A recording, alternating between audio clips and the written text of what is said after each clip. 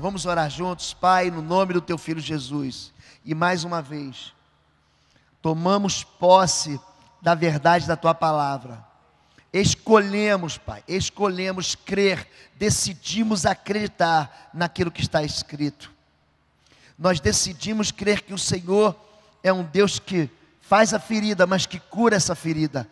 O Senhor é Deus que intervém no meio da nossa vida e traz de novo equilíbrio, saúde espiritual na nossa história.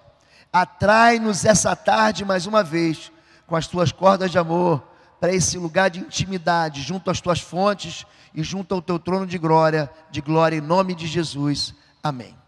Amém, gente? Vamos continuar trabalhando sobre mapeamento. Então, quantos não estiveram ontem aqui na primeira parte do mapeamento, levante as suas mãos. Isso.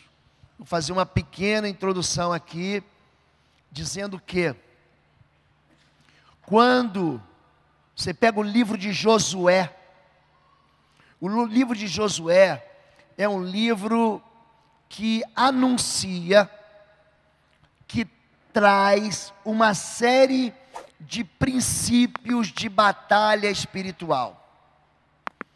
Quando Moisés, eu vou agora lembrar de Moisés e vou olhar sempre para o pastor Valmir. Quando Moisés chama Josué para substituir ele coloca as mãos sobre Josué diante de toda a congregação, e Deus diz: a mesma glória que está em ti vai passar para ele. Mais ou menos o que o pastor tem feito com os pastores e com esses que são os conselheiros, são os líderes nessa área de cura e libertação que a igreja está construindo. Ele pega a unção dele e libera sobre Josué. E interessante é que Josué, ele vai vencer todas as batalhas que ele vai liderar. Pensa num sujeito que saiu invicto do campo de batalha. Esse é Josué. Ele cerca Jericó. Ele diz: todo mundo caladinho, não murmura, cerca Jericó 1, 2, 3, 4, 5, 6 dias. No 7º dia, eles rodeiam a cidade, e ali eles gritam e trocam as trombetas, aquelas muralhas caem. Quando as muralhas caem, a fortaleza do inimigo, o centro da resistência do inimigo, cai por terra. A partir dali, com exceção do episódio de Ai, quando Acã traz o que é maldito para dentro do arraial, ele vai vencendo um inimigo após outro.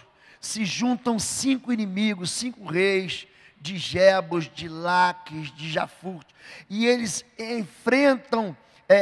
enfrentam Josué, fazem resistência e são derrotados. Então aquelas confederações de reinos vão sendo destruídas umas após outras. O livro de Josué, ele tem um segredo que as pessoas não percebem. Todo mundo vai direto no capítulo 6 de Josué e fala: foi aqui que a muralha caiu. Mas a muralha, a fortaleza, ela não cai no capítulo 6. Ela cai no capítulo 2. Porque no capítulo 2, Josué manda que 2 espias mapeiem a terra. Ele diz para que 2 espias caminhem pela terra e investiguem a razão daquela fortaleza. Escute agora, isso é importante. As armas da nossa milícia não são carnais, mas são poderosas em Deus para destruir fortalezas, anulando sofismas e todo pensamento que se levanta contra Deus.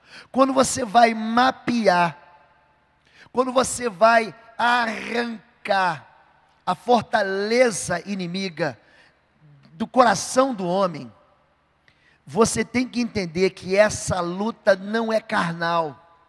Você precisa do discernimento do Espírito. A libertação, gente, ela não é surda. A libertação não é analfabeta. Não é só colocar a mão e mandar o capeta sair. Você tem que descobrir qual o vínculo que mantém aquela entidade imunda, destruindo a tua vida. Jesus, em Lucas 13, ele identifica que alguma coisa aconteceu com aquela moça encurvada há 18 anos. Ele percebe que existe alguma coisa lá atrás. Ele mapeia a vida. Qual foi a diferença dos 12 espias, lá de Números capítulo 13 e 14, para os 2 espias de Josué capítulo 2? Os 12 homens que saíram para mapear, eles vão olhar a terra, veem fortalezas, veem gigantes, trazem o fruto da terra, mas são incapazes de perceber onde está a fraqueza do inimigo. Os 2 espias não. Eles não vão mapear, olhar tudo, eles vão olhar a razão daquela fortaleza. Então, os 2 espias entram na fortaleza, a Bíblia diz isso. Eles se aproximam da fortaleza. Eles entram na fortaleza. Entrando na fortaleza, eles entram na casa de uma prostituta chamada Raabe. E mais do que isso, eles passam a noite dentro daquela fortaleza, dentro da casa daquela prostituta. Eles se aproximam, eles investigam, eles entram e se aproximam mais um pouco, eles entram dentro da ferida, e eles percebem na escuridão da vida o que é que de verdade mantinha aquela fortaleza em pé. A fortaleza é um pensamento organizado, é um pensamento inteligente, é um raciocínio lógico, fundamentado na mentira. O que é uma mentira? Uma mentira, um sofisma, é isso que a Bíblia diz. A nossa luta não é contra carne e sangue, mas contra, as nossas armas não são espirituais, não são carnais, mas elas são poderosas para destruir fortalezas, anulando, desfazendo sofismas. Um sofisma é uma mentira com cara de verdade. É um sofisma. Pau que nasce torto, morre torto. Briga de marido e mulher, ninguém mete a colher. Não, eles já estão brigando. Se você não meter a colher, eles vão se esganar, vão se matar. Você nasceu pobre, vai morrer pobre. Você nasceu sofrendo, vai morrer sofrendo, porque você vive sofrendo. São mentiras, são fortalezas. Então, quando você vai identificar a fortaleza da vida da pessoa, você tem que conectar aquilo que é sintoma ao que é a causa.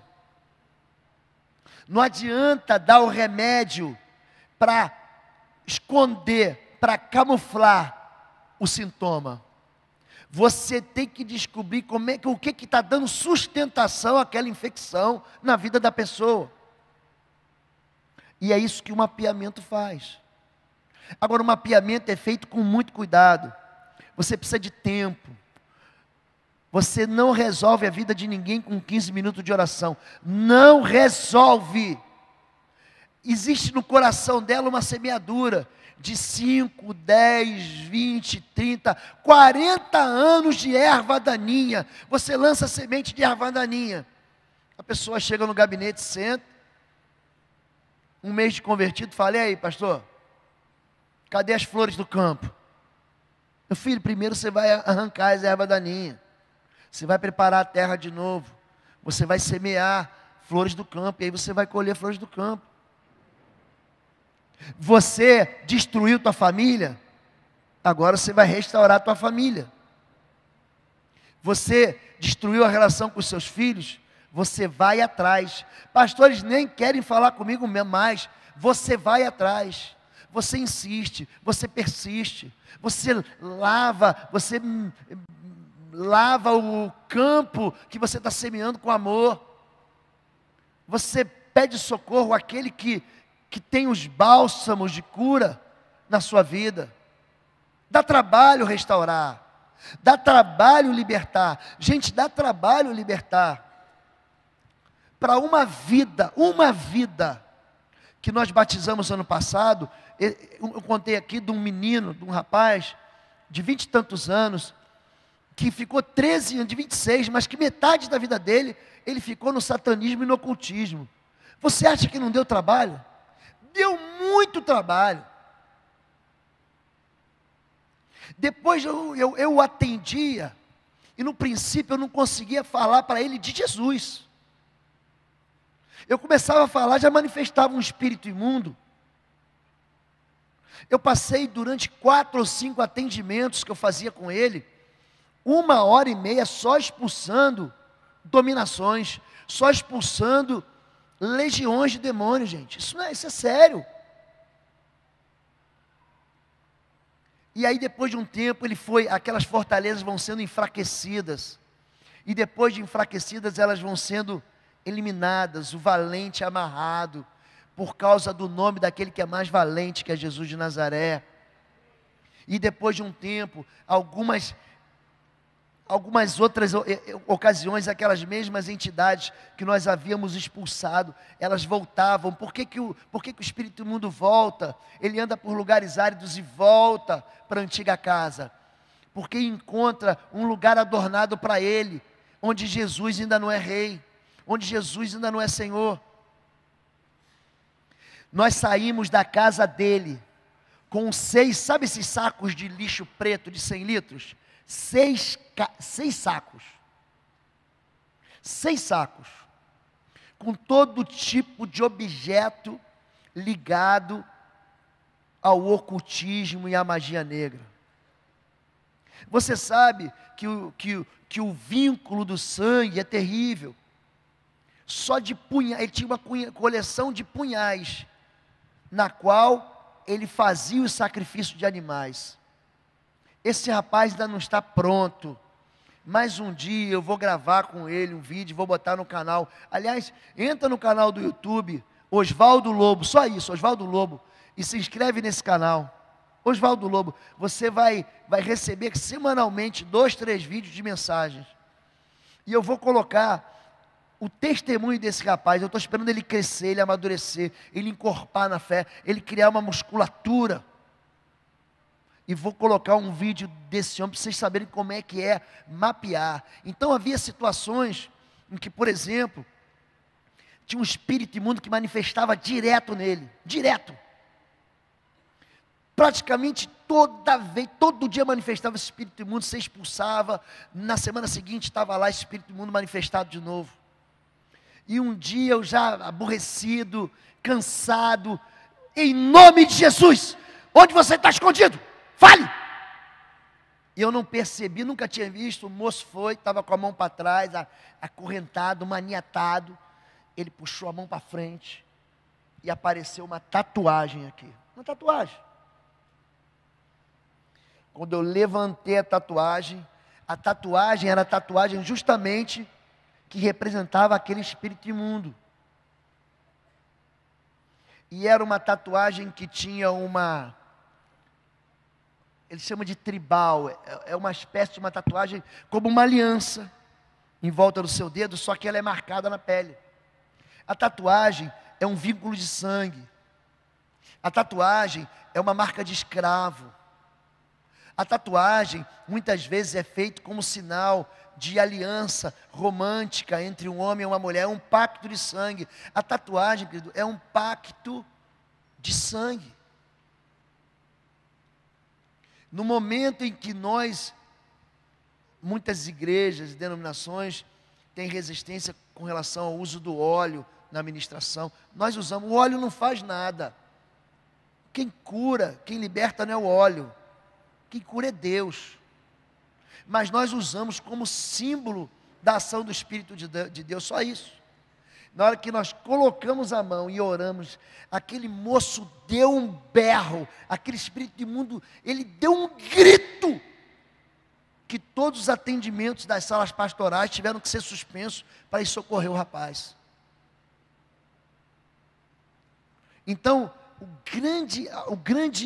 a grande chave para você trabalhar na libertação da sua própria vida é você descobrir o que foi que ligou você àquela derrota, Não apenas para falar, pastor, ora por mim, é para você se libertar disso. Não importa o seu passado, importa você romper com ele. Não importa a tristeza que você causou para si mesmo, ou que alguém causou para você. Importa você renunciar a isso e confirmar aquela área da tua vida, ou toda a tua vida no Senhor. Amém? Vamos caminhar então? Mapeamento espiritual, parte 2. Nós já falamos sobre muita coisa, herança, rebelião com nossos pais. A rebelião contra pais, isso aqui tem sido amplamente tratado. É a razão do sofrimento. Você já sabe o que tem que fazer. Peça perdão para o papai. Peça a bênção da mamãe. Pastor, meu pai morreu. Minha mãe morreu. Ao final aqui nós vamos orar sobre isso. E é importante com que você coloque para fora isso. Eu vou comandar aqui uma oração que você vai fazer, no qual no mundo espiritual teu pai não vai ouvir, tua mãe não vai ouvir. Eles estão em outra dimensão, vou usar esse nome. Mas você vai liberar no mundo espiritual a tua vida de tudo aquilo que você fez de rebelião e que atingiu a tua própria história.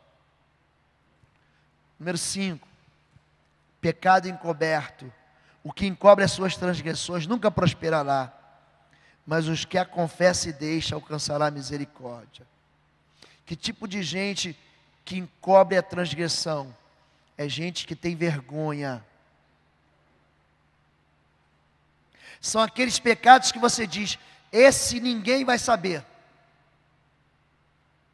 O pecado encoberto às vezes é gerado por outra agressão que está encoberta. Se você é homem, porque mulher, normalmente a mulher quando chega no atendimento pastoral, ela conta tudo. Homem não.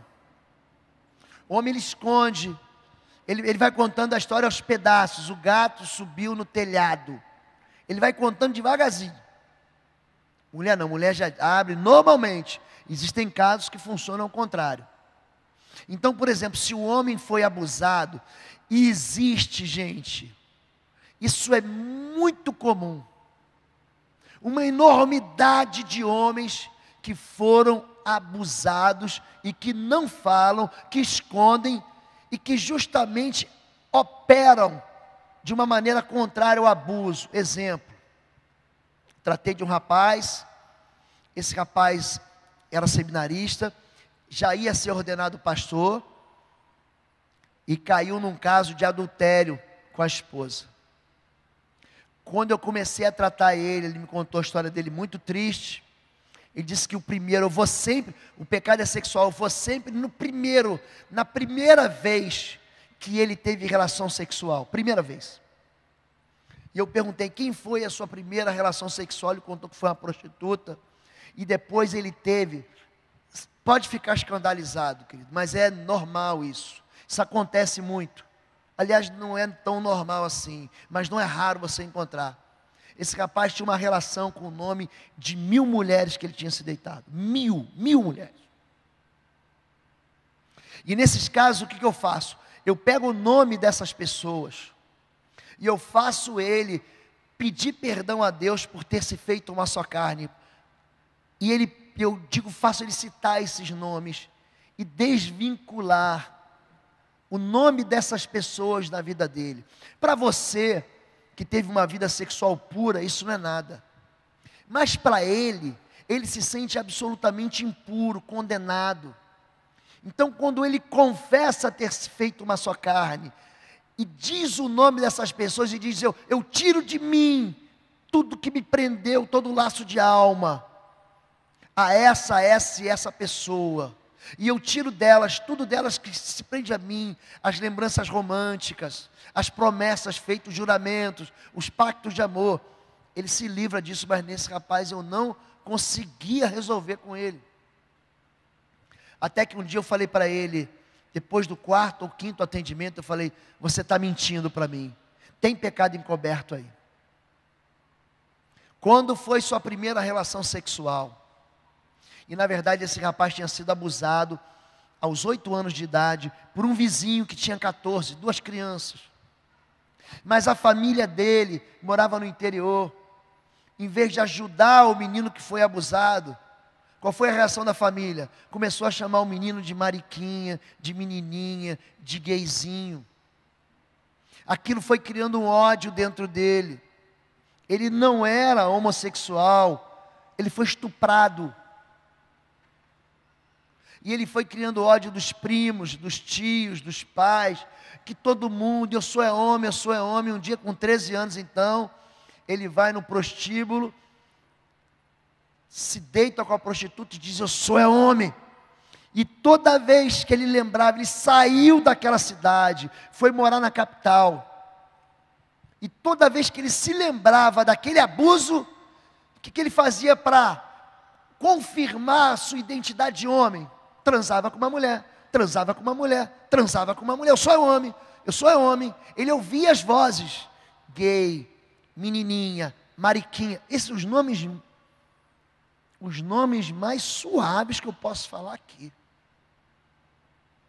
Esse rapaz então se levantou e começou então a confirmar a identidade dele de homem assim. Um dia ele entrou numa igreja evangélica cansado. O pastor fez um apelo: você quer mudar de vida? Levanta a mão. Ele veio à frente, fez o discipulado. Só que aquilo está na cabeça dele.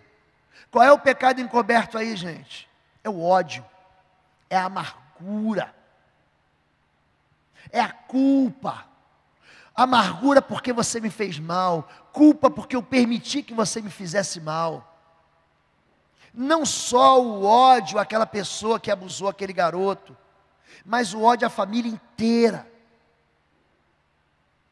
E ele entrou na igreja, fez discipulado, um moço bonito. Logo falou assim: não resolve. Foi batizado, não resolveu. Vou fazer seminário, não resolveu. Vou casar com a filha do pastor, ela deve ter uma unção diferente, não resolveu. Até que um dia ele não aguentou e voltou àquela prática da relação sexual com as outras mulheres. Um dia, escândalo. Como é que esse moço foi curado? Esse moço é uma bênção hoje. Ele restaurou o casamento dele, mas ele teve que perdoar os seus agressores. Você precisa levar a pessoa lá atrás, para ela perdoar. Ela ressente a dor, ela sente de novo a dor. A pessoa fecha os olhos e se lembra daquilo e tem que perdoar o ofensor. Isso aconteceu com gente aqui dentro. Isso que eu estou falando aqui, aconteceu com você que está me vendo no YouTube. Homens e mulheres que até hoje são marcados por é crente, diz que Jesus é Deus, diz que Jesus veio em carne, confessa que o Senhor é rei da vida dela, confessa que Jesus é o Senhor da vida dela, mas o ódio está aqui dentro, e enquanto ela não libera perdão, aquele ódio fica encoberto. E aí o ministro, o pastor, o conselheiro, começa a se achar incapaz. Por que eu estou fazendo de errado, Deus? Eu estou jejuando, eu estou orando, por que eu não chego lá? Porque o pecado está oculto. Então, a não ser que haja uma confiança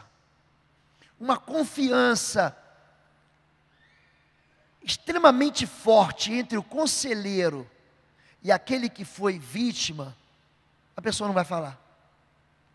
Então, quando eu conto para você um exemplo, eu não conto nome, eu não conto cidade, eu estou preparando um material sobre confronto espiritual. Esse ano ainda eu lanço um livro sobre blindagem espiritual, o qual tem um pastor amigo meu que vai fazer o prefácio.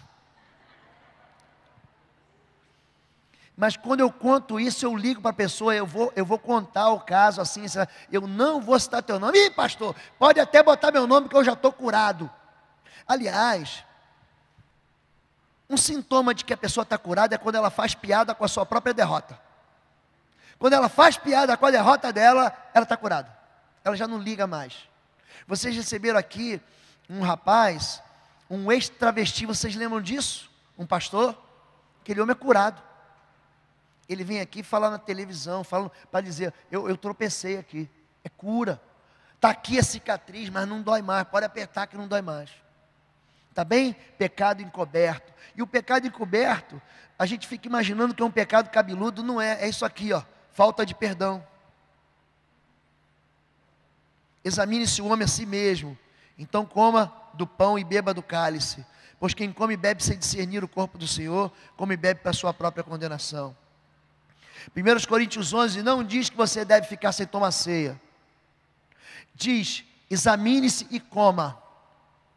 O exame é clínico, é mapeamento, gente. É mapeamento. Você tem que ir no médico e ele vai te examinar. Ele vai olhar para você e vai dizer, onde está doendo? Isso é reflexo, essa dor, de onde que vem ela? Você se examina. Para quê? Para que você diga assim, eu pequei aqui. É aqui. Foi aqui que eu tropecei. Você se examina. E quando você percebe, você perdoa. Às vezes é mais fácil a gente perdoar os outros do que perdoar a si mesmo. Sabia disso? Tem gente que perdoa todo mundo, mas não se perdoa. Sabe qual é o nome disso? Orgulho. O orgulhoso acha que o pecado dele é o pecado. Jesus morreu na cruz, sangrou na cruz, e morreu e perdoou todo mundo, mas ele não se perdoa. Isso é pecado. Isso é soberba. Isso é satânico. A amargura tem uma diferença entre amargura e culpa. A amargura é aquilo que você sente pelo mal que eu te causei. A culpa é o sentimento que eu tenho pelo mal que eu causei a você, ou causei a mim mesmo. Por que que eu fui fazer isso? E eu não me perdoo. E eu não confesso isso. E quando eu não confesso, não me perdoo, gera dentro de mim o corpo da gente. É muito inteligente.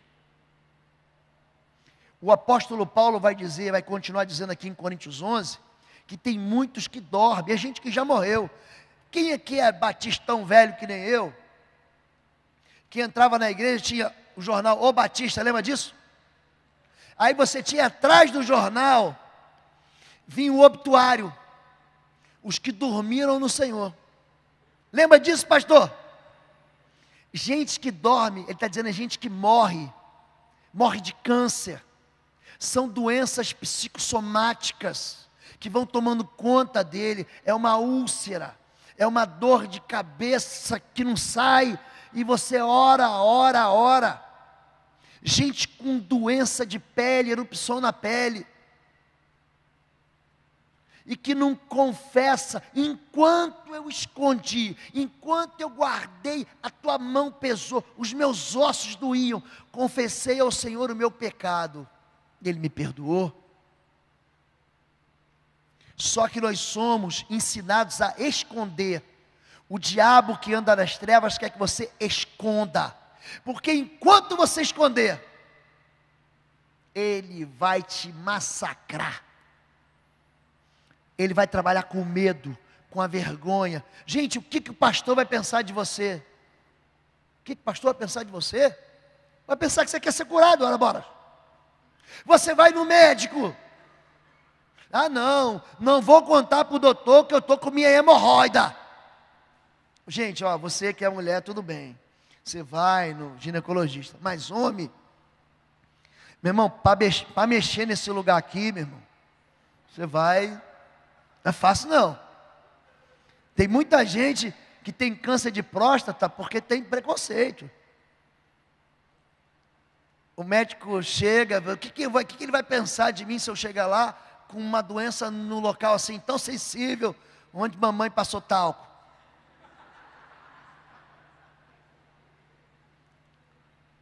O médico espera curar você. Quando eu recebo alguém no gabinete pastoral, não há nenhum julgamento em mim.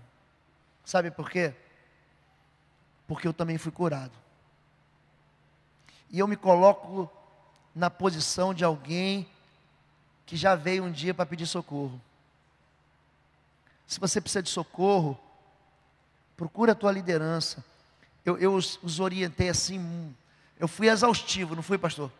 Exaustivo, para dizer para eles que aquilo que é tratado no gabinete, eu prefiro tratar uma pessoa que teve uma vida imunda, que confessa o pecado e abandona, do que aquele que fica se fingindo de santo, e que está escondendo e espiritualizando a doença dele.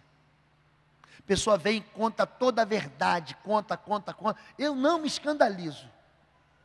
Eu não tem nada assim que você fale para mim, pastor. O pastor vai pensar, meu filho já não tem nem mais cabelo para ficar em pé. Sou careca. Não tenho. Eu vou acolher. Você precisa ter misericórdia das pessoas. Misericórdia. Quero, não sacrifícios. Falta de perdão. Número 7, palavras ou pragas proferidas por pais e autoridades.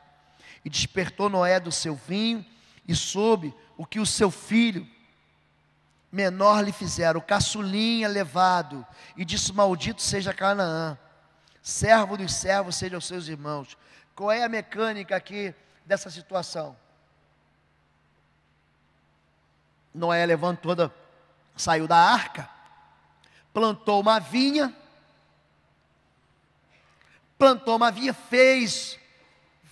fez um suco de uva, botou um suco de uva dentro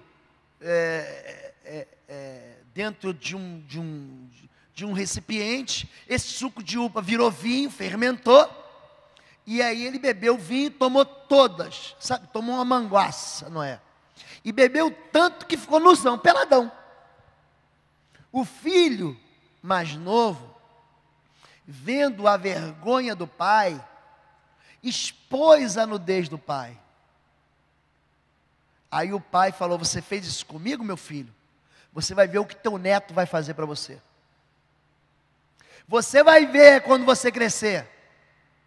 Quando você casar, o seu filho vai te tratar assim, assim, assado. Quando você casar, o teu marido vai destruir assim, assim, assim a tua vida. Quando você casar, tua esposa vai te atazanar assim, assim, assim, assado. Palavras ou pragas proferidas. E disse: maldito seja, o nome do caçula era Cã, e o nome do filho do caçula era Canaã. Maldito seja Canaã, servo dos servos, seja os seus irmãos. E disse: bendito seja o Senhor, o Deus de Sem, o primogênito.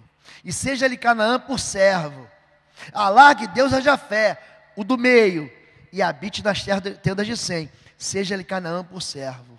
Ele abençoou o primogênito, ele abençoou a amizade entre o primogênito e o filho do meio, e amaldiçoou 3 vezes Canaã.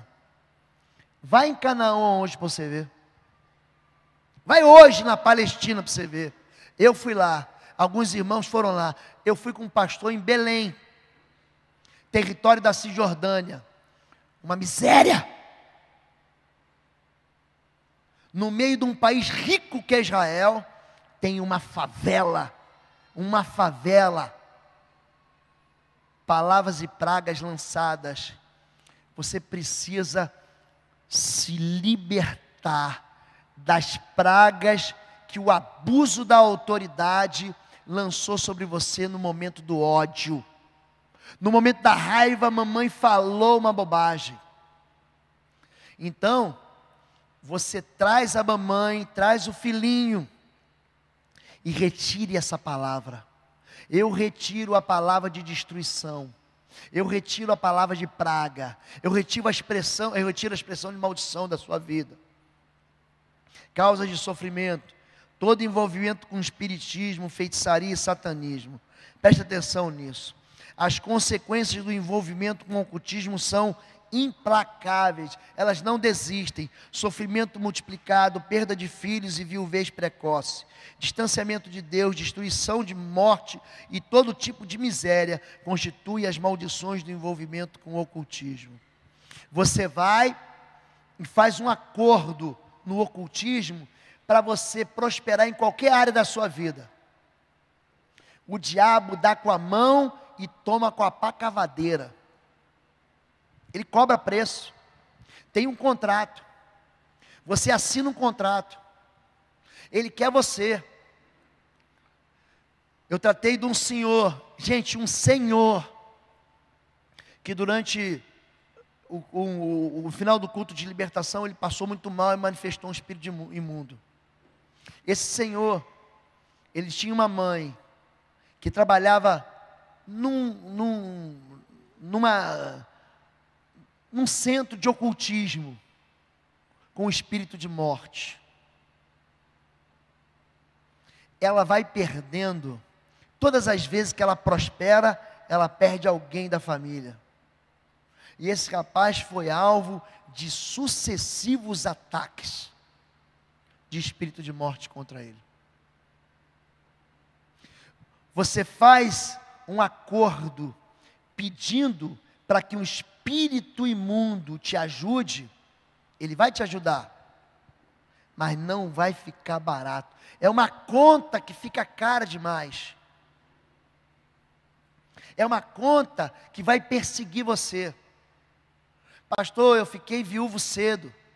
Significa que tem alguma coisa? Não. Mas você precisa investigar isso. Existem mortes estranhas na família. Eu preciso investigar isso. Todo aquele, lembra de Caim? Todo aquele que te encontrar, esse vai querer te matar. Tem uma perseguição de morte. Pastor, na minha família é o seguinte: todo mundo ganha dinheiro até os 40 anos e vai à falência. Vovô era rico, meu bisavô era rico, tinha terra até os 40 anos, perdeu tudo. Meu avô até os 40 anos perdeu tudo. Meu pai até os 40 perdeu tudo. Pastor, estou com 35, estou prosperando, já estou preocupado.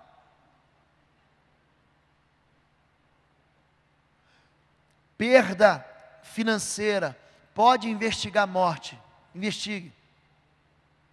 Eu já falei aqui, eu não sei se aqui no treinamento, perda financeira, investigue homicídio, tentativa de suicídio, aborto, sangue inocente derramado de animais em trabalhos, investigue filhos que não são sustentados pelo pai. O pai abandonou a mãe, abandonou o filho, construiu uma outra família, hoje eles são crentes, e o filho passa necessidade, porque a mãe não deixa o pai voltar lá para cuidar do filho. Mamãe, isso vai trazer sofrimento sobre a sua vida. Deixe seu marido consertar o que ele fez de errado. Ele separou da esposa, não vai voltar para a esposa mais não. Está casado? Existe uma lei na Bíblia do divórcio, existe uma lei na Bíblia em que o homem despreza a mulher. Você tem uma aliança nova, você vai ficar nela, mas aquele filho você vai ter que sustentar. Existe responsabilidade que você tem quando você peca. Cuide daquele filho, porque aquele filho não é bastardo, é o teu filho. A pessoa está passando por situação econômica difícil, olha os negócios dele, verifique os negócios dele. Você está pagando teus empregados direito? Está passando por dificuldade financeira? Verifique se houve fraude na sua vida. Se você ganhou dinheiro ilícito, confesse isso. Abandone. Pastor, não tem como devolver. A Bíblia diz o seguinte: aquele que rouba, não roube mais, trabalhe. A partir de agora você vai trabalhar. Até aqui tudo bem, gente? Vamos continuar. 9. Contaminação espiritual. Eu vou continuar falando sobre sangue. Não façam cortes em seus corpos por causa dos mortos, nem tatuagem em si mesmos. Não recorram aos médios, nem busquem os espíritas, pois vocês serão contaminados por eles. Eu sou o Senhor, o Deus de vocês. Não, olha, contaminação. Você sabe o que é contaminação? Tem um vírus na cidade, é o ebola. Quando você encosta, você pega. A lepra, por exemplo, é uma enfermidade que para você pegar ela, você tem que ter muito contato. Tem uma médica amiga minha que mora aqui, que ela me conta como é que funciona. É uma doença familiar a lepra. Você tem que estar perto, você tem que respirar perto. É passado da mamãe para o filhinho, do irmão para a irmã, do irmão para o primo, do primo para o titio. Contaminação. Quando você busca essas coisas, você é atingido. E hoje eu queria falar bem para os jovens e adolescentes que estão aqui, e outros não tão jovens. Pastor, essa pergunta sempre me fazem: eu posso fazer tatuagem? Olhem para mim. Pastor, todo mundo está fazendo, é uma estrelinha, eu quero colocar o Salmo 91 nas costas. Vai doer para caramba o Salmo 91. Não faça isso. É a mesma coisa que você me perguntar assim: pastor, eu vou assaltar um banco e vou dar o dízimo aqui. Deus não quer isso. Deus não quer esse sacrifício. Isso contamina. Principalmente aquelas tatuagens que têm um caráter de sensualidade. A mocinha faz uma tatuagem bem aqui em cima, nas costas, na virilha, apontando, cria um laço próximo ao seio. Ela quer o quê? Ela quer atrair o olhar. Eu quero que você repare em mim. Você está convidando um espírito de sensualidade para trabalhar na tua vida em favor de você. Não faça isso. Essa sua vontade de fazer uma tatuagem vai acabar. Fica tranquilo, vai passar. A tatuagem, ela é proibida na Bíblia. Não faça marcas. Não faça marcas com conotação de apelo ou de apego a seus mortos. Você atrai um espírito de morte. Por que Deus disse para a gente? Eu falei ontem. Por que Deus disse para a gente: não mate? Não é para proteger o frágil que está sendo assassinado. É para proteger você de ser um assassino. Por que Deus diz para você: guarde o sábado? Para proteger você de cair em estafa, de ter uma vida em que você vai, daqui a pouco você vai ter um treco no coração, ele para. Você precisa descansar. Quando Deus diz não faça, Ele não está sonegando a você um direito de felicidade. Essa felicidade eu não vou te dar. Como um papai que diz para o filhinho: pai, eu quero tomar um sorvete, eu gosto de chocolate. Não, você vai comer algo ruim. Não é isso. Quando Deus diz não, Ele está protegendo você de se ferir. Pastor Valmir é autoridade na igreja. Aí um dos ministros: vou criar um ministério aqui, leva para o pastor Valmir. E pastor Valmir, eu posso começar a trabalhar num ministério novo na igreja? E o pastor consente, e o rapaz prepara 1, 2, 3, 10 meses. Aí quando chega no final do ano: pastor, vamos lançar esse ministério? O pastor diz: não. A visão que eu tenho é que você não vai implantar esse ministério. E esse não que ele me dá é protetor. Eu posso brigar com ele e plantar esse ministério em outra igreja. Ou então, eu posso dizer assim para o povo que eu treinei: gente, ufa, graças a Deus, gente, a gente ia entrar numa lascada aqui. Graças a Deus que o pastor, ele me avisou antes da gente começar, que isso aqui não vai dar certo. Porque qualquer processo de rebelião é um processo fadado ao fracasso. É o Titanic que vai afundar. Então não faça cortes no seu corpo, não faça marcas no seu corpo. Pastor, agora que o senhor me avisa, eu tenho 214 marcas aqui no meu corpo. Agora o que eu vou fazer agora? Então você vai procurar o Ministério de Intercessão, os homens e mulheres que foram capacitados. Eu vou mandar um material a respeito de unção com óleo. Eles vão ungir você. A mocinha vai ungir a mocinha. O rapaz vai ungir o rapaz. Pastor, mas tem uma tatuagem num lugar, não precisa botar a mão. Não precisa botar a mão. Mas vocês vão retirar todo tipo de consagração, todo tipo de dedicação espiritual que aquela marca trouxe no seu corpo. A tatuagem, ela entra no sangue da pessoa. É pacto de sangue. Tá bom? Sacrifícios e alimentos consagrados. Antes digo que as coisas que os gentios sacrificam, as sacrificam aos demônios e não a Deus. Vou repetir. É comida, gente. Coisas que os gentios sacrificam, as sacrificam aos demônios e não a Deus. E não quero que sejais participantes com demônios. Não podeis beber o cálice do Senhor e o cálice de demônios. Pastor, o que entra na minha boca não mata. É o que sai que mata. Essa questão de pureza espiritual, ela é muito interessante. Você vai na casa de alguém, ele preparou uma comida boa, todo alimento, ele é purificado pela oração e pela palavra. Ora e come. Só que o entendimento aqui é o seguinte: existem sacrifícios, são pactos que são feitos à mesa. Existem situações em que o homem e a mulher se sentam em rituais para comer.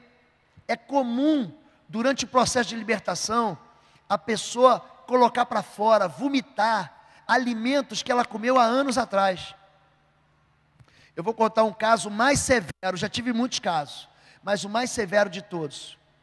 Uma senhora veio de outro estado, veio para nossa igreja, começou a ter uma série de manifestações, a barriga dela mexia, eu nem sei fazer aquilo, não dá para fazer aquilo, como se fosse uma marola na barriga dela, toda vez que nós orávamos. No último dia do processo de libertação, nós deixávamos a questão dos crimes de sangue, e essa moça tinha feito 2 abortos, que ela se lembrava. Só que durante um dos processos de rituais, ela havia abortado e ela ficou inconsciente, o espírito imundo a possuiu e ela comeu o feto. O que aconteceu? Durante o processo de libertação, manifestou o espírito imundo já levantou e ela dava com a cabeça na parede. Em nome de Jesus, coloca esse corpo aqui agora. E o espírito imundo obedece. O espírito imundo falou: ela me deu porque ela quis e eu comi. E a gente não entende por que a vida da pessoa, ela se converteu, essa moça tinha sido batizada, essa moça conhecia a Escritura, ela já tinha vindo de uma outra igreja que não conseguiu lidar com a enfermidade espiritual dela.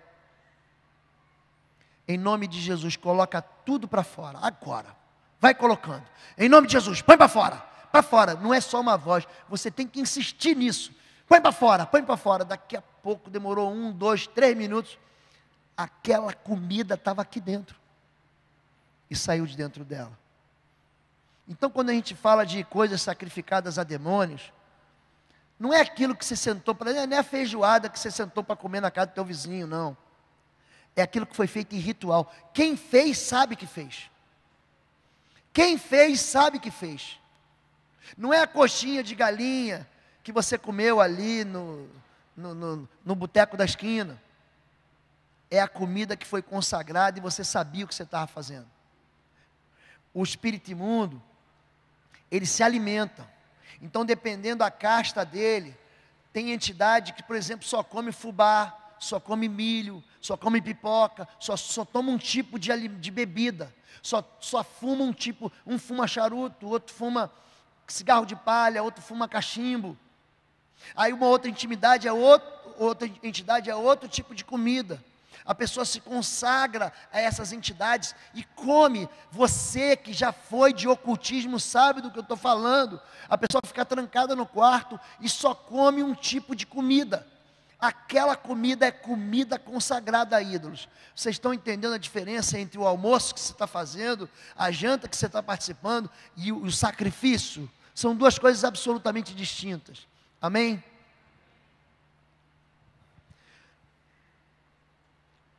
Nove causas de sofrimento: necromancia, reza e devoção a mortos, devoção a orixás e santos. Este é um desdobramento do anterior. Rezar a um santo é cultuar um morto. Morreu, gente. não é onisciente, não é onipresente, não é onipotente. A necromancia faz você apelar aos mortos. Cada vez que isso ocorre, a pessoa está caindo no abominável engano da necromancia, pensando que está invocando Deus, um espírito de luz, está na verdade se sujeitando a um espírito de morte. 10. Tentativa de suicídio, história de suicídio na linhagem. Isso aqui é importante você saber, tá? Sintomas evidentes: forte sentimento de fracasso.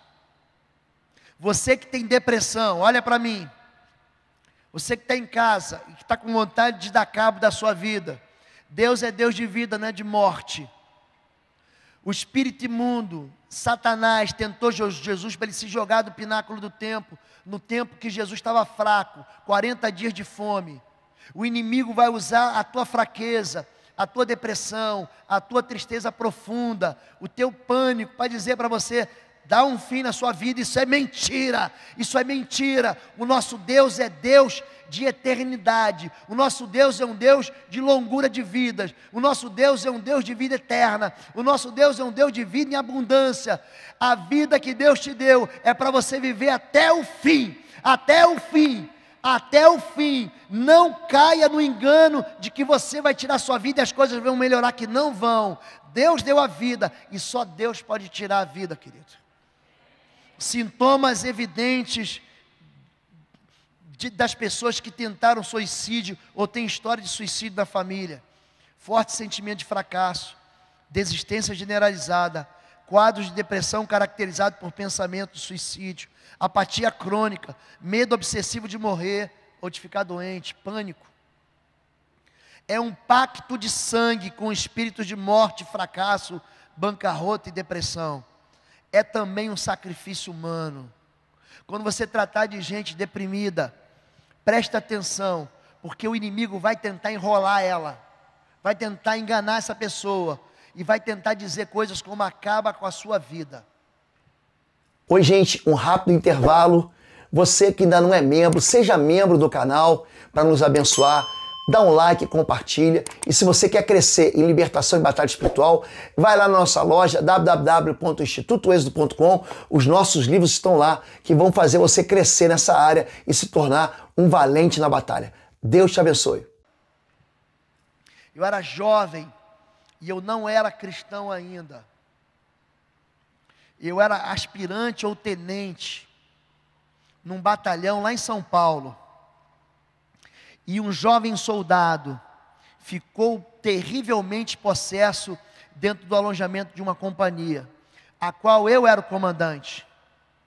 E como nós não sabíamos como lidar com aquilo, eu chamei um outro aspirante que era meu amigo e era pastor. Aliás, não era pastor, ele era evangélico, mas não era pastor. E eu chamei, e quando ele chegou lá, ele já amarrou o espírito imundo, está amarrado em nome de Jesus. E tinha ocorrido um suicídio uma semana antes. Um outro soldado, aliás, um outro militar, tinha tirado a própria vida em frente ao mastro de formaturas, o mastro da bandeira do quartel. Eu nem percebi aquilo, não liguei uma coisa à outra.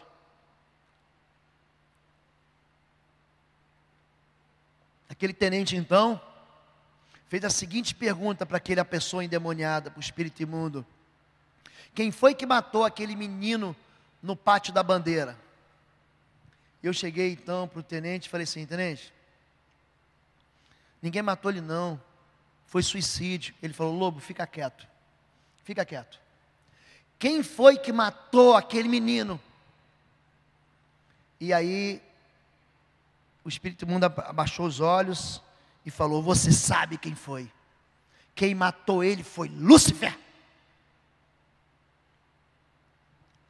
O suicídio invoca um espírito de morte. E isso é causa de fracasso crônico na vida e na linhagem da pessoa.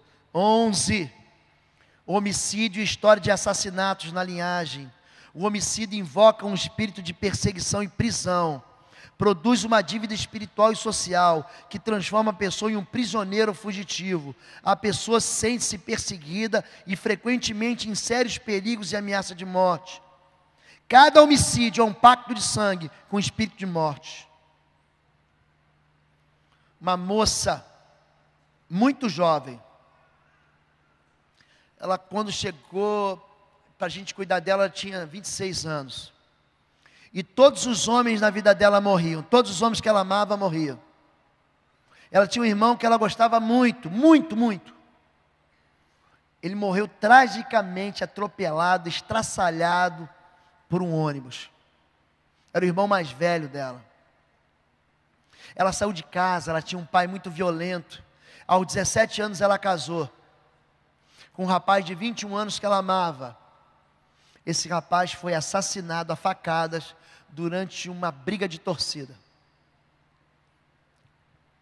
Ela se casou de novo. E aos 19 anos, ela teve um filho, menino. E esse filho morreu, ainda bebê. Ela engravidou de novo. E aos 22 anos, ela teve outro filho, menino. E esse filho morreu. Ela se casa uma terceira vez. Essa moça já é viúva aos 17 anos. E ela se casa a terceira vez com um homem bem mais velho que ela, que inclusive tem um filho mais ou menos na idade dela. E ela fala: agora acabou. O vingador de sangue, ele não sossega. Ele vai atrás. Ela falou: pastor, eu não fiz nada. Por que isso está acontecendo comigo? Ela casa com esse moço, fica 2 anos e fala: agora acabou. Aí o que aconteceu com essa moça? Um dia ela está em casa, bate um oficial de justiça na porta dela e diz: você está preso, o rapaz era assassino. Esse marido novo, que é bem mais velho, era assassino. E leva ele preso então para a cadeia. E esse homem fica lá um tempo na cadeia, consegue um habeas corpus e volta para casa. Quando ele volta para casa, o que você acha que aconteceu com esse homem que ela amava? Ele é assassinado, detalhe, pelo próprio filho. O próprio filho mata o pai por causa de uma discussão com herança. O pai separado da mãe, o filho toma as dores da mãe e mata o pai. Esse filho se torna o único vínculo agora dela, que morava, agora ela era dona daquela casa, mas o rapaz morava lá. E ela não tem nenhum sentimento romântico com aquele moço, simplesmente moram na mesma casa. Passado mais uns dias, o que acontece com esse rapaz? Ele começa a cuidar das finanças, da casa e tudo. Ela muito fragilizada, passado um tempo, o que aconteceu com esse rapaz? Foi assassinado, 10 tiros. E ela chega com um quadro de desistência crônica. Eu perguntei: de onde que vem isso, filha? E aí é muito fácil. Quando você sempre tem que voltar onde começou a dor. Sempre tem que voltar lá atrás. A partir de quando que isso aconteceu? Quem era o seu pai? Aí ela contou que o pai dela, na verdade, era um matador. Era alguém que derramava sangue inocente, que matava as pessoas. E quando ameaçaram de morte, ele fugiu do lugar que ele estava, veio morar em outra cidade bem distante e manteve aquilo escondido. Enquanto ela não se desligou das heranças de sangue derramados do pai, aquilo não cessou. Essa moça vai casar agora de novo. Está conosco agora já tem 4 anos que ela está com a gente. Você está falando: vai matar outro? Não vai. Isso é sério, gente. Isso é sério. A renúncia, interessante que quando o judeu vai fazer renúncia, ele confessa os seus pecados e os pecados dos seus pais também. Interessante isso, né? Ele fala: nós e nossos pais pecamos contra ti. Eu vou acelerar um pouquinho aqui, tá bom? Eu estou contando para vocês os casos que são mais graves. Eu sei que o seu não é tão grave assim, mas para você ligar uma coisa com a outra, você encontrar a causa. Tem um sintoma, o que está acontecendo? E você encontra na sua timeline. O Facebook não tem uma timeline? Vai na sua linha de tempo e fala assim, foi aqui que começou. Então aqui onde começou tem um pecado. Tem uma iniquidade, tem uma injustiça. Tá bom? Portanto, não profanem com crimes de sangue a terra onde vocês vivem, pois os assassinatos profanam o país. E a única maneira de se fazer a cerimônia de purificação da terra onde alguém foi morto é pela morte do assassino. Não tornem impura a terra onde vocês vão morar, pois eu também estou no meio dela. Eu, Senhor, vivo no meio de vocês. Já falei muito sobre isso, sangue inocente, aborto, história de abortos da linhagem. O aborto traz um legado de morte, depressão e destruição sobre a posteridade. Também enclausura a pessoa em uma situação crônica de esterilidade em diversas áreas da vida. O sucesso profissional, financeiro, espiritual, sentimental é sempre abortado de uma forma traumaticamente surpreendente. Todos os namoros da pessoa terminam com 3 meses. Ela começa uma empresa, a empresa vai à falência. Ela começa um ministério, o ministério não vai para frente. É abortado, o sonho é abortado. Os planos são castrados. Por que isso acontece, gente? Sangue inocente. Mas isso traz muita dor na vida da mocinha, na vida da mamãe, na vida da vovó. Na hora que a mulher faz isso, a mulher é levada por uma situação de desespero. Ela não tem saída. Se papai souber, ele me mata. Se mamãe souber, ela vai me deserdar. Se as pessoas souberem, eu vou me envergonhar. Eu vou perder o ministério. Eu vou envergonhar o nome da família. Eu não tenho dinheiro para sustentar. E ela simplesmente escolhe um atalho. E nesse atalho, ela traz sobre a vida dela isso aí, essa perseguição. Então, nós vamos fazer essa oração com todas as mulheres aqui agora. Pastor, mas eu nunca fiz aborto. Ótimo. Mas você vai colocar a sua mãozinha sobre o seu ventre, para ajudar aquelas que estão aqui que fizeram. Porque nós vamos renunciar ao sangue inocente derramado. Você vai sair daqui livre. Eu vou repetir porque eu quero um amém mais aleluiado.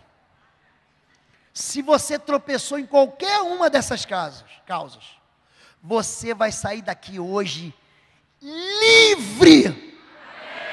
E você que está em casa também. Amém? Vamos lá. Deus, gente, não acusa não. Deus cura. Quem te acusa é o diabo. Deus te liberta. Jesus veio para perdão dos pecados. Ei, mulher, todo mundo quer apedrejar a moça, Maria Madalena. Onde estão os teus acusadores? E ela responde, foram embora, Senhor.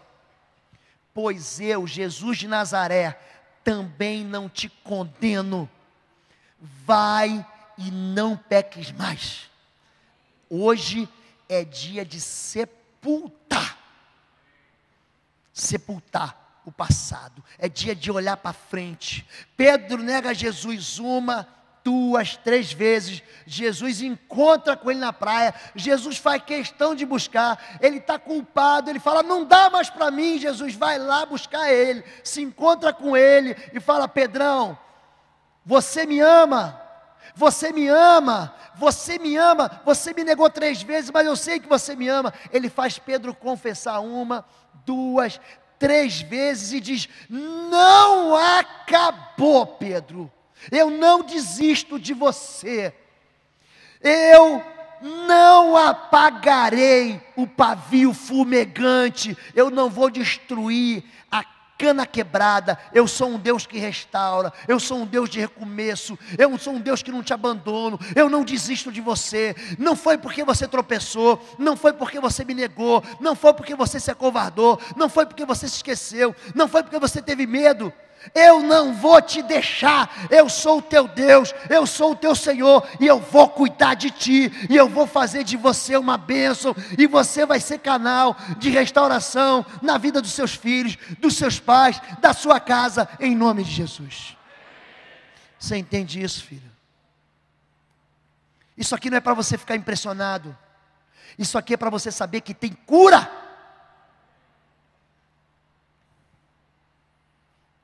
Falamos já sobre furtos e roubos, eu não vou tratar sobre isso.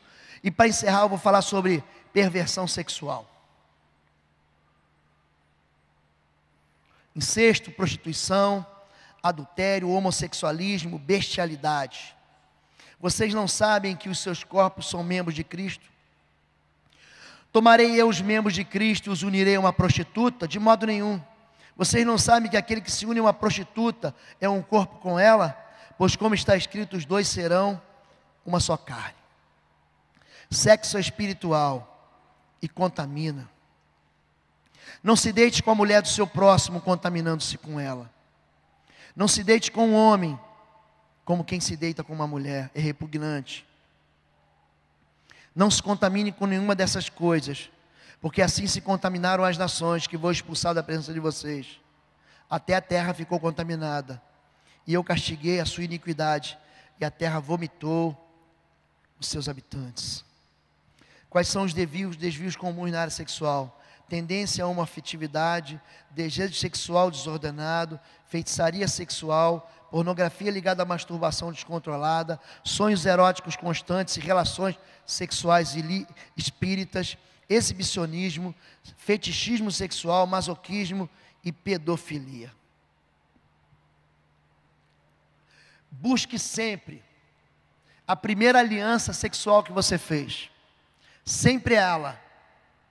Seja ela um abuso, seja ela consentida, seja ela obrigada, seja ela que você tenha sido forçado, forçada, seja ela que você fez com vontade de fazer. É ali que está a ferida. É ali. A não ser que no meio dessa história você tenha vivido impureza e tenha caído no adultério.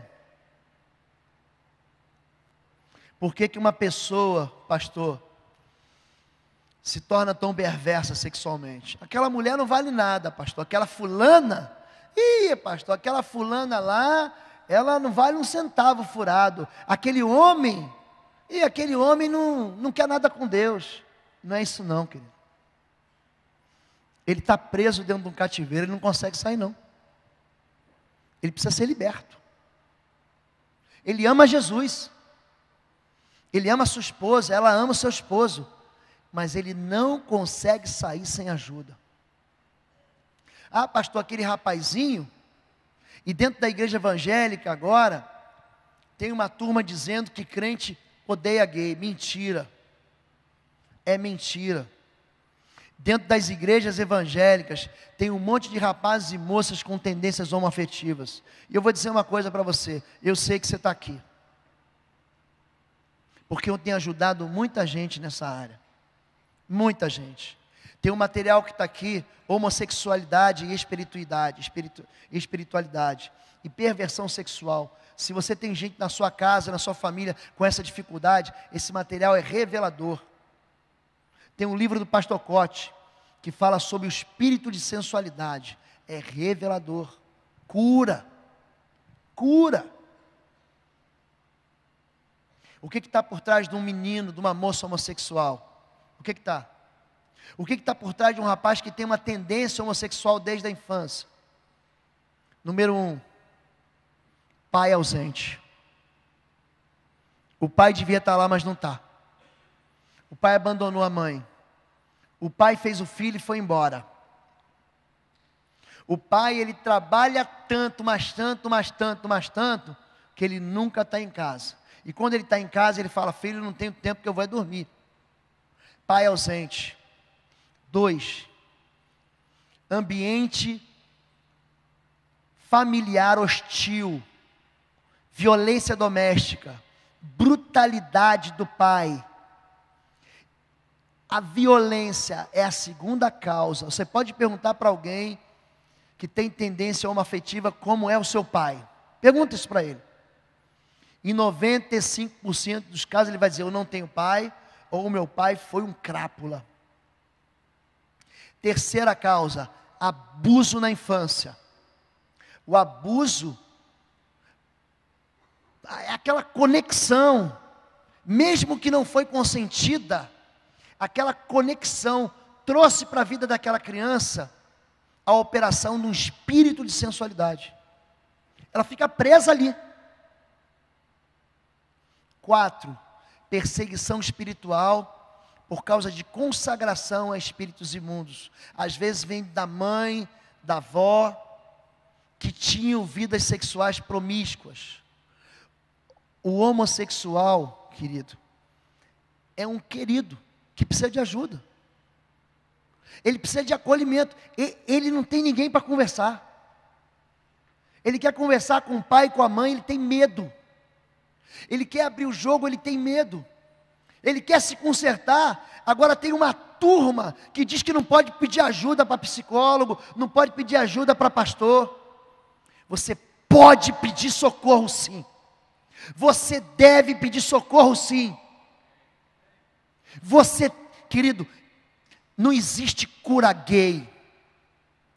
Existe liberdade em Cristo. Você tem uma identidade sexual. Deus te deu isso para você usufruir com prazer dentro do casamento. Busque ajuda. Busque socorro. Dentro das igrejas evangélicas no nosso país, tem muita gente que pode ajudar você. Tem muita gente que pode socorrer você. Mas papai e mamãe, não expulse o seu filho da sua vida. Não expulse a sua ovelha de dentro do rebanho. Traga ele para perto. Não deixe ele contaminado com a rejeição. Leve ele a um lugar de entendimento em que existe cura, existe liberdade.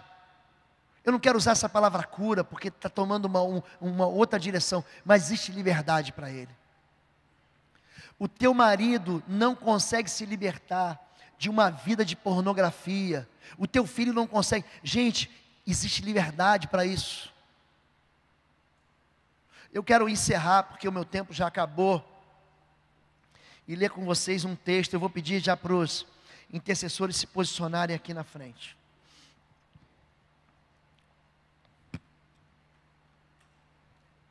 A renúncia aos pecados, é um repúdio público em relação a todos os envolvimentos e comprometimento com o reino das trevas, santificado através da autoridade do sacrifício do nome de Jesus. Fundamenta-se no princípio bíblico de que tudo que concordamos na terra é concordado nos céus, e tudo que discordamos na terra será discordado ou desligado nos céus. Veja o que diz Esdras 9, a mesma coisa está em Neemias 9, a mesma coisa está em Daniel 9. Lembra dessa palavra, ó. Esdras, Daniel e Neemias, número 9. Essas orações estão no capítulo 9 de Esdras, Neemias e Daniel. Tá bom? E orei, olha atenção, preste atenção nessa oração. Meu Deus, estou por demais envergonhado e humilhado para levantar o rosto diante de ti, meu Deus. Porque os nossos pecados cobrem as nossas cabeças e a nossa culpa sobe até os céus. Desde o dia dos nossos antepassados até agora, a nossa culpa tem sido grande. Por causa dos nossos pecados, nós, os nossos reis e os nossos sacerdotes temos sido entregues. Por causa do pecado, nós, os nossos sacerdotes, os nossos reis, temos sido entregues à espada, ao cativeiro, ao despojo e à humilhação na mão de reis estrangeiros, como acontece até hoje. Por que eu estou sendo entregue, pastor? Por que minha vida perdeu o controle? O pecado persegue. Vamos orar? Você pode ficar em pé?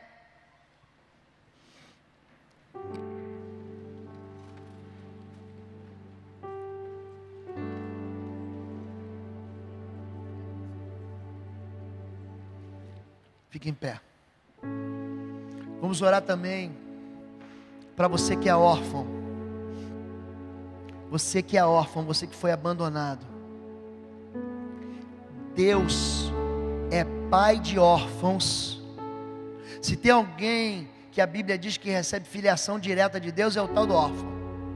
Deus é pai de órfãos e juiz de viúvas. É interessante que Deus tem um carinho todo especial para o órfão e para a viúva. Já reparou isso? Só que o inimigo, ele acusa a pessoa que é órfã, acusa a pessoa que é viúvo, de que Deus abandonou. Deus não te abandonou. Você tem um Pai que está no céu. Jesus sabe o que você passou, porque Ele foi o mais rejeitado dos homens. A Bíblia diz que os homens viravam o rosto e o reputavam por aflito de Deus, ferido do Pai. Ele é a pedra de esquina que os construtores rejeitaram, mas se tornou a principal pedra de esquina. Podemos orar juntos? Você quer assim encher teu coração de fé agora, e se desligar de todo o passado que vem perseguindo você, as heranças domésticas, as tradições familiares e todo o pecado que atinge você? Você quer isso? Você quer vir aqui à frente? Então saiam dos seus lugares e venham aqui à frente. Essa música mesmo que a gente quer. Creio que tu és a cura. Creio que tu és a cura. Amém. Eu vou orar. Senhor Deus, a tua palavra,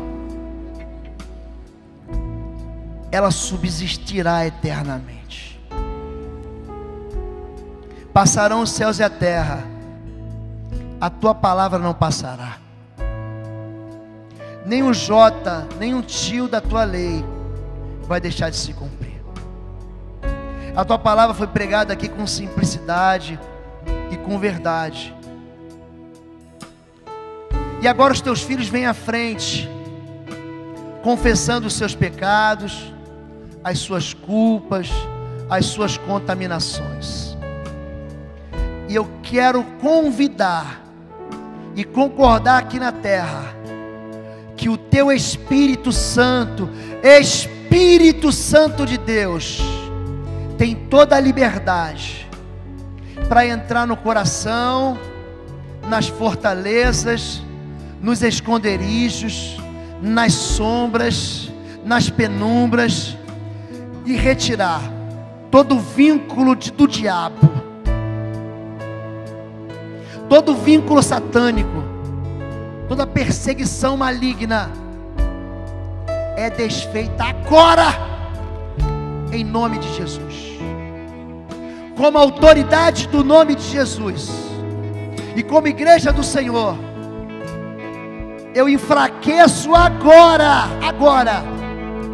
toda fortaleza maligna, todo sofisma, toda mentira satânica, é retirada agora em nome de Jesus. E o Senhor Jesus de Nazaré, que veio para libertar cativos e está conosco aqui, tem toda a liberdade para tirar esse povo do cativeiro. Fica conosco, Deus, em nome de Jesus. Amém. Repita comigo assim: Senhor meu Deus, eu preciso que você fale isso. Eu quero que você fale. Você não precisa gritar, mas eu quero que cada palavra que nós conduzirmos você a falar, cada gesto, você vai fazer. Quando eu pedir para você colocar a mão na sua cabeça, você vai colocar. Quando eu pedir para você colocar a mão nos seus olhos, você vai colocar. Quando eu pedir para você colocar a mão sobre o seu ventre, você vai colocar. Você vai repetir, sem nenhuma vergonha, ainda que você não tenha cometido esse pecado, mas você vai repetir. Amém, queridos? Queridos, você me dá autoridade para eu orar por você. Você quer o fim do cativeiro hoje, querido? Você precisa querer sair do cativeiro. Você precisa querer sair da prisão.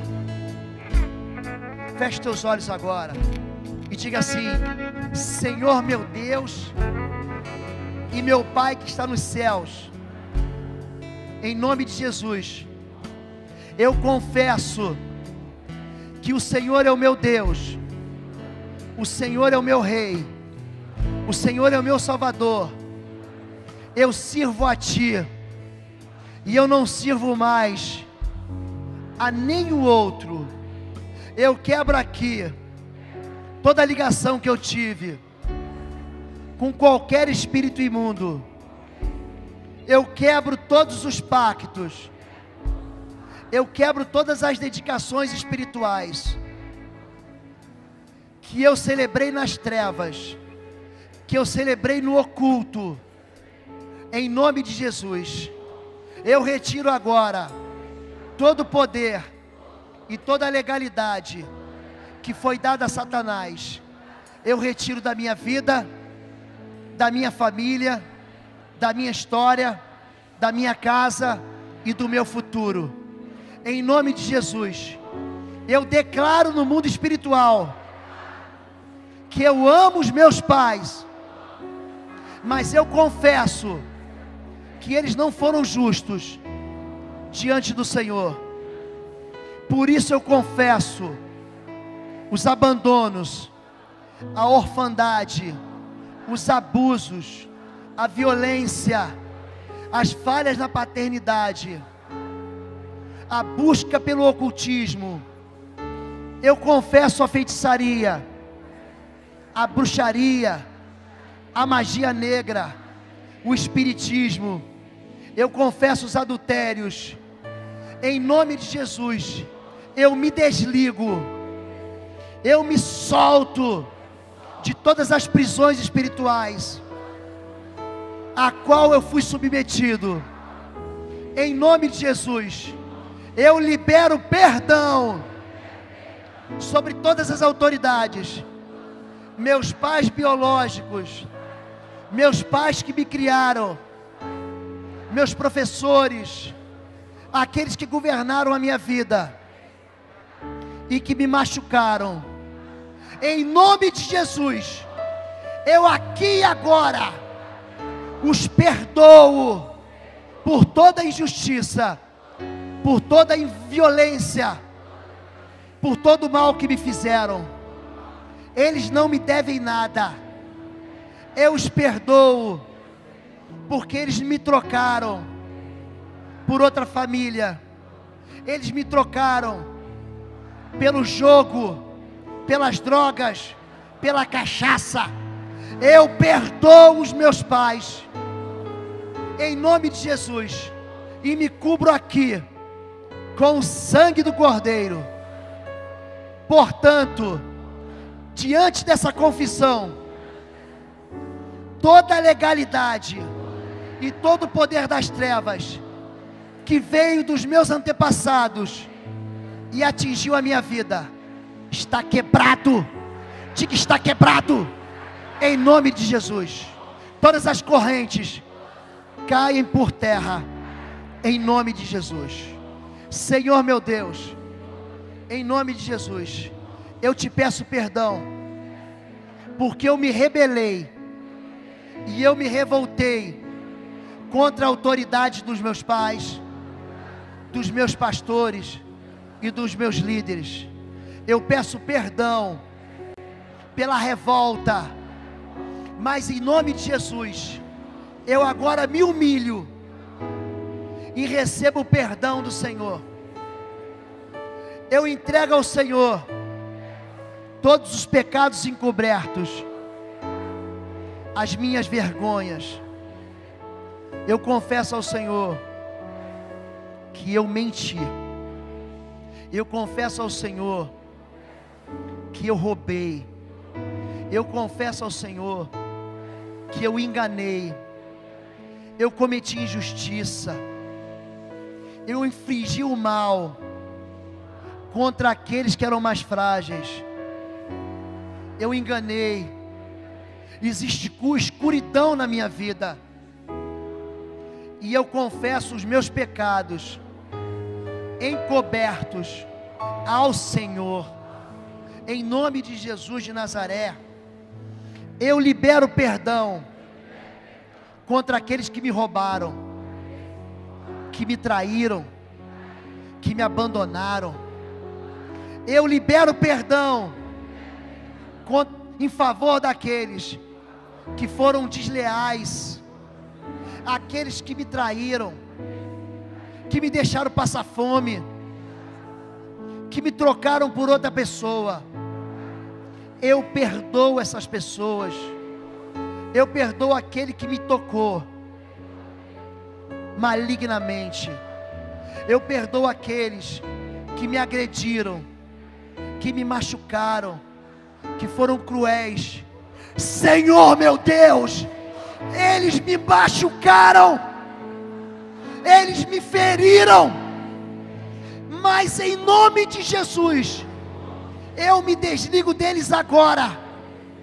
Eu os perdoo, em nome de Jesus de Nazaré. Eles não me devem nada. Senhor meu Deus, eu também confesso que existem áreas da minha vida que eu mesmo preciso de perdão. Senhor meu Deus, eu escolho crer que aquele sangue derramado me favoreceu e me purificou de cada um dos meus pecados, dos meus crimes hediondos, das minhas injustiças. Eu saio daqui perdoado para uma vida nova, e nenhuma condenação há sobre a minha vida, nenhuma acusação tenha mais poder sobre mim, porque os meus pecados estão entregues na mão do Senhor da vida, aquele que veio para perdoar os meus pecados.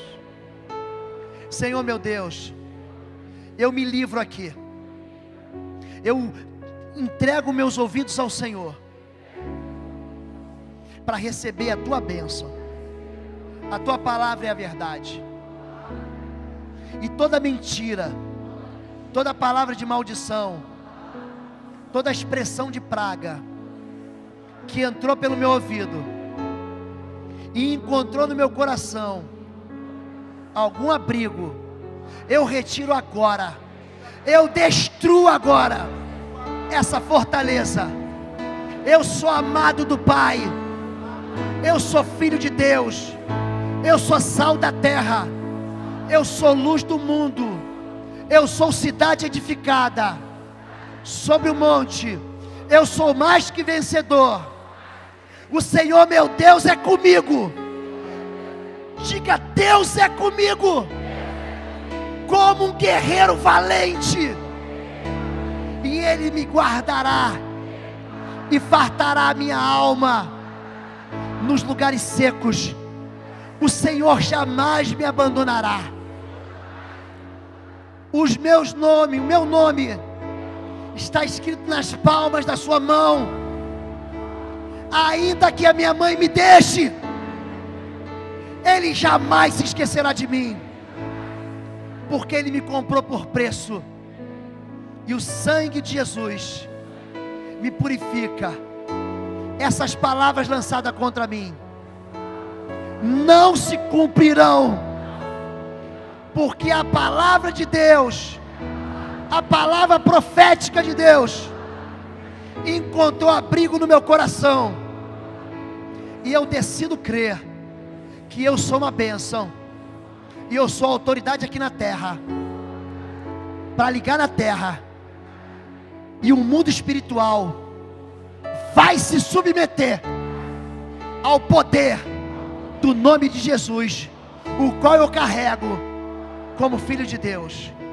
Senhor meu Deus, eu confesso todo envolvimento no ocultismo, na bruxaria, na feitiçaria, na magia, nos benzimentos, nas simpatias, nas invocações de espíritos imundos. Eu confesso os meus pecados. Todas as vezes que eu busquei apoio de espírito imundo, eu rejeito aqui agora a conexão com todos os espíritos imundos escondidos por trás dessas práticas. Em nome de Jesus Cristo, eu retiro aqui todos os trabalhos que eu arriei. Eu me desligo agora e cancelo todos os acordos, todos os termos de todos os contratos com as trevas. São agora destruídos em nome de Jesus. Eu tenho uma nova aliança. Diga, eu tenho uma superior aliança. No sangue do Cordeiro de Deus, que tira os pecados do mundo. A minha vida está oculta em Cristo. A minha vida está presa em Cristo. E eu estou assentado nos lugares celestiais em Cristo Jesus. Por isso mal não me toca, e praga nenhuma chega na minha tenda. Senhor meu Deus, em nome de Jesus, eu quero que você coloque a mão. Se você tem uma tatuagem e não foi em nenhum local inconveniente, eu queria que você colocasse a mão nela. Se você está perto da sua mãe, do seu pai, peça para sua mãe e seu pai colocar a mão nessa tatuagem. Pode ser por cima da blusa mesmo. Se você está longe de alguém, levanta a mão que um dos intercessores vai colocar. Se for moça, vai uma moça. Se for um rapaz, vai um intercessor. Levanta a mão, que vai alguém aí. Pessoal, dá uma olhada, tem um rapaz ali no fundo. Ali no fundo também tem dois rapazes ali. Olha ali, Jorge. Olha ali, tem aqui, eu preciso mais um aqui. Querido, aqui. Me socorre aqui. Isso. Mitch, me ajuda aqui, por favor. Aqui, ó. Levanta a mão quem está sem aí. Quem está sem? Uma senhora aqui. Dona Simara aqui. Vai ali, aquela moça. Vai ali, já foi, obrigado.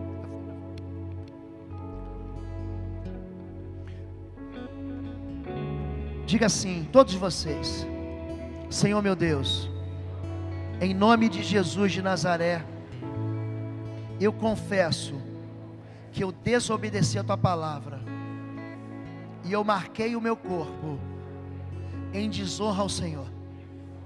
Eu estou arrependido. O que eu fiz na rebelião, eu fiz na ignorância, e Deus não leva em conta o tempo da ignorância.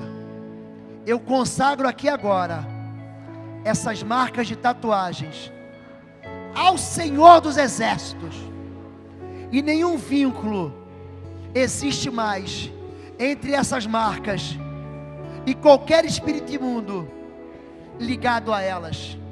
A minha vida tem uma outra marca. Diga, a minha vida tem uma outra marca. A minha vida está marcada, selada com o Espírito Santo da promessa. Na minha vida há uma unção. Eu sou separado para Deus. O Senhor me marcou para sempre como seu filho. E essas tatuagens não têm mais nenhum valor espiritual, porque estão consagradas a Deus. Em nome de Jesus de Nazaré, diga amém. Continue ainda, estamos chegando no final. Senhor meu Deus, eu peço perdão por todas as vezes que eu invoquei, através de rezas, através de invocações, através da necromancia, da consulta de mortos, da devoção a mortos. Eu me desfaço agora dos fios espirituais que me ligam a esses espíritos de morte, em nome de Jesus de Nazaré. Eu confesso, eu quero que todos vocês digam isso. Eu confesso que eu tentei dar cabo da minha vida. Eu confesso que eu pensei em tirar a minha vida. Eu confesso que por algumas vezes eu tentei me matar.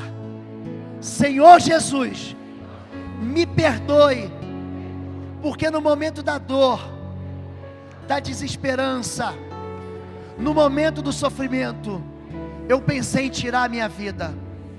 Mas em nome de Jesus, eu quebro aqui todo o direito de perseguição satânica com o espírito de morte.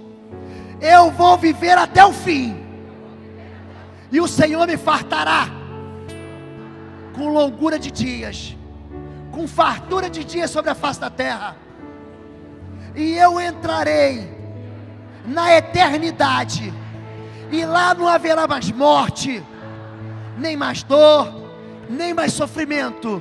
e nem mais maldição, porque o Senhor estará comigo para sempre. Eu viverei e não morrerei, em nome de Jesus. Eu peço perdão por todo homicídio, por todo aborto, por todo sangue inocente derramado. Todas as mulheres vão colocar a mão no ventre agora, todas vocês.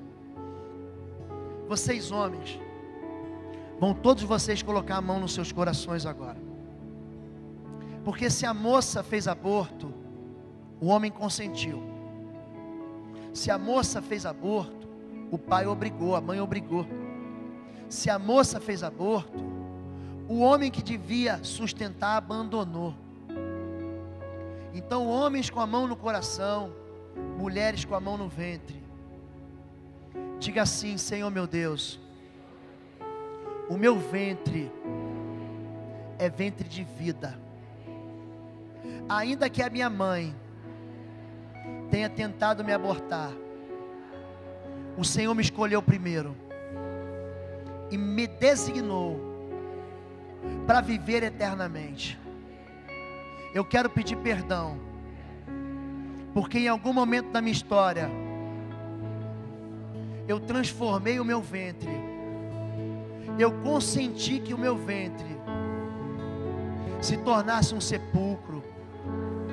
E eu sei o que eu atraí sobre a minha vida. Eu atraí sofrimento, eu atraí maldição. Mas hoje eu confesso a Ti a minha iniquidade, o meu pecado não vai ficar mais encoberto. Hoje no mundo espiritual, eu confesso que eu consenti no derramamento do sangue inocente, mas eu consagro agora, livre dessa informação, livre dessa experiência perniciosa, eu hoje confirmo a bênção do Senhor sobre a sementeira do meu ventre. O meu ventre está purificado, e a minha herança, os meus filhos serão chamados de benditos para todo sempre, em nome de Jesus. Diga amém, amém. Olhe para mim, mulher. Jesus recebeu. Acabou. Acabou. Acabou. Quando o diabo vier te acusar, esfrega na cara dele o sangue do Cordeiro que pagou o preço alto para o teu perdão. Você tem que aprender a reagir, homem. Quando o diabo vier te acusar, diga para ele: opa, está pago. Jesus pagou o meu pecado. Você nunca deveu nada para o diabo. Nunca, nunca. O seu pecado foi contra Deus, e o Deus que podia te condenar escolheu te perdoar e te purificar. Chega de viver em derrota. Deus te libertou. Feche os olhos. Diga: Senhor meu Deus, eu confesso que eu não fui honesto. Eu roubei, eu desviei, eu me corrompi, eu quis levar a minha família, a minha vida, para um lugar de conforto, e eu me deixei subornar. Eu subornei, eu corrompi, e eu quero, em nome de Jesus, confessar isso no mundo espiritual e pedir perdão ao Senhor. Eu tenho uma vida nova. Estenda as suas mãos agora sim. Diga: Deus, abençoa a obra das minhas mãos. Deus, abençoa o fruto do meu trabalho. Deus, enriquece a minha sementeira. O Senhor é Deus de bênção. Eu confesso ao Senhor que eu te roubei os dízimos, eu te roubei nas ofertas. Senhor meu Deus, me perdoe e me leva para um lugar de fé. Senhor Deus, eu tenho medo. Diga para Deus que você tem medo. Deus, eu tenho medo que falte. Eu tenho medo da crise. Eu tenho medo da fome. Mas eu sei que o Senhor, com todo o seu amor, lança fora todo medo. Eu decido escolher a fidelidade. Eu decido crer que eu trarei ao teu altar as tuas primícias, as tuas ofertas, e o Senhor abrirá as janelas dos céus e trará abastança sobre a minha vida. Por último, diga: Senhor meu Deus, eu quero confessar todos os meus pecados sexuais, as fantasias sexuais. Eu quero voltar lá atrás na minha vida, e eu quero me lembrar da primeira vez que eu me fiz uma só carne fora do casamento, a primeira vez que me abusaram, a primeira vez que eu me envolvi em práticas libidinosas.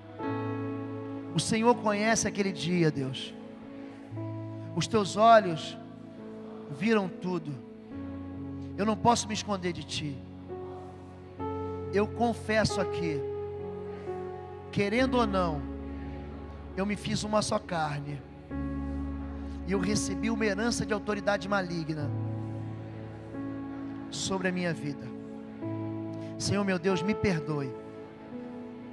Diga: Senhor meu Deus, me perdoe por todas as práticas homoafetivas, heterossexuais, todas as práticas sexuais malignas, fora do ambiente de proteção do casamento. Senhor meu Deus, eu consagro a Ti a minha vida sexual, eu consagro a Ti a minha vida amorosa, e eu retiro da vida de todos os parceiros sexuais, eu retiro tudo aquilo que é deles, as lembranças amorosas, os pactos, os juramentos, os romances, todas as lembranças tristes, eu tiro agora da minha vida, e eu entrego na cruz. Feche teus olhos agora e veja a cruz agora, veja a cruz. E na cruz Jesus está sangrando, Jesus está cravado, há uma coroa de espinhos enfiada na carne, na cabeça dele. Jesus está clamando ao Pai por você. O sangue de Jesus está clamando por você. Pega os seus pecados agora. Imagine agora você chegando na cruz agora. Jesus está lá. Jesus está sangrando. E Ele está morrendo pelos seus pecados. Coloque agora esses pecados. Você vai se desvincular dele. Coloque esses pecados aos pés da cruz. Entrega para Jesus agora. Diga assim: Senhor Jesus, eu tiro de mim toda a contaminação, e eu tiro de cada parceiro sexual tudo que é meu, que tenha ficado neles. Eu desautorizo toda a perseguição de espírito de prostituição, de adultério e de sensualidade, que queira perseguir a minha família. Em nome de Jesus de Nazaré, eu retiro todo o direito legal de Satanás e seus demônios sobre a minha vida. A minha vida agora é pura, a pureza em minhas mãos, a santidade na minha vida. Em nome de Jesus, eu agora louvo, eu exalto o Senhor Jesus, eu glorifico ao Rei dos Reis, eu glorifico ao Senhor dos Senhores. Eu dedico a Deus a minha vida e todas as áreas da minha vida. Eu declaro que os meus sonhos agora são sonhos de Deus. Os meus planos são planos de Deus. E eu engrandeço e eu bendigo ao Senhor que é meu Salvador, ao qual eu tenho uma aliança. Em nome de Jesus. Diga: eu concordo. Eu ligo aqui na terra. Amém, amém e amém. E aplauda o Senhor Jesus. Que você sai daqui livre. Livre, livre. Vamos louvar juntos. Podemos louvar juntos. Fica aqui, vamos louvar juntos. Vamos cantar aleluiadamente agora para Jesus. Jesus te libertou. Jesus te livrou. Vida nova. Sacode a poeira. Arranca os grilhões. Vida nova.